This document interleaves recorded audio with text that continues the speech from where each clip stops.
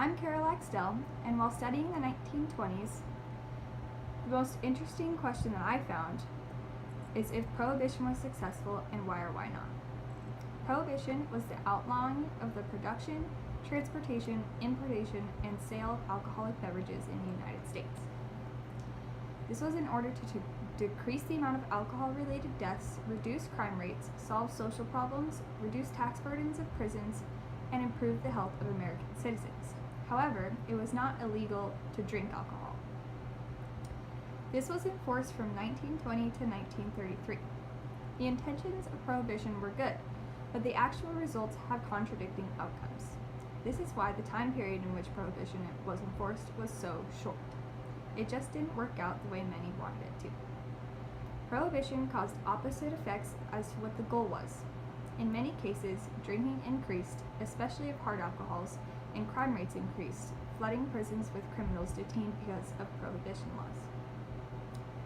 Companies switched from producing beers to producing spirits, which increased the amount of hard liquor being consumed in the United States. This made drinking even more hazardous. Consumers were switching to stronger alcoholic beverages, causing death rates to increase considerably after Prohibition was put in place. In fact, right after Prohibition was put in place, alcohol consumption increased drastically. Production of alcohol was not being regulated by the government like it had before because all of the production was being done underground. This caused for unsafe production of alcohol, and these strong alcoholic beverages were causing huge problems among alcohol consumers. Many consumers even resorted to drinking medicinal alcohols at dosages that were not prescribed to them.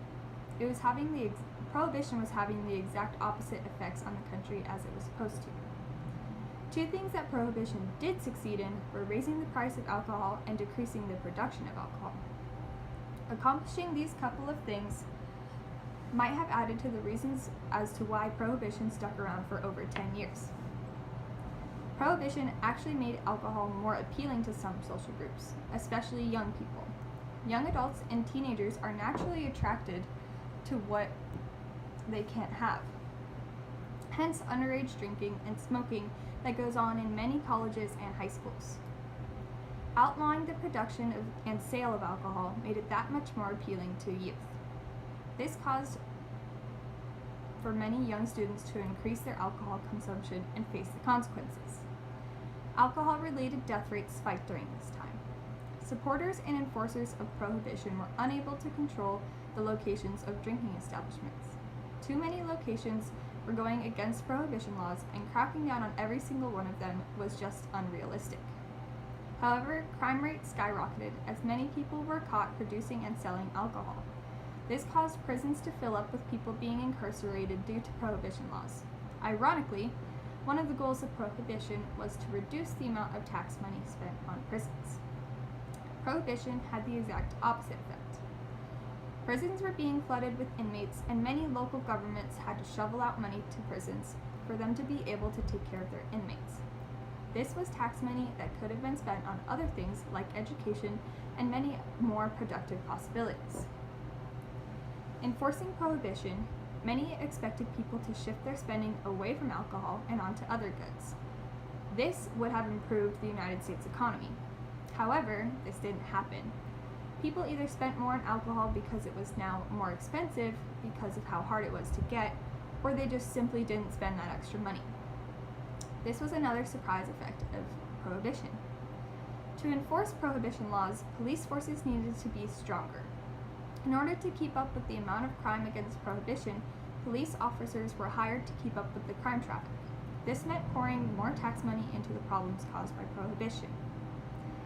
Although Prohibition came with good intentions, it came with many negative outcomes.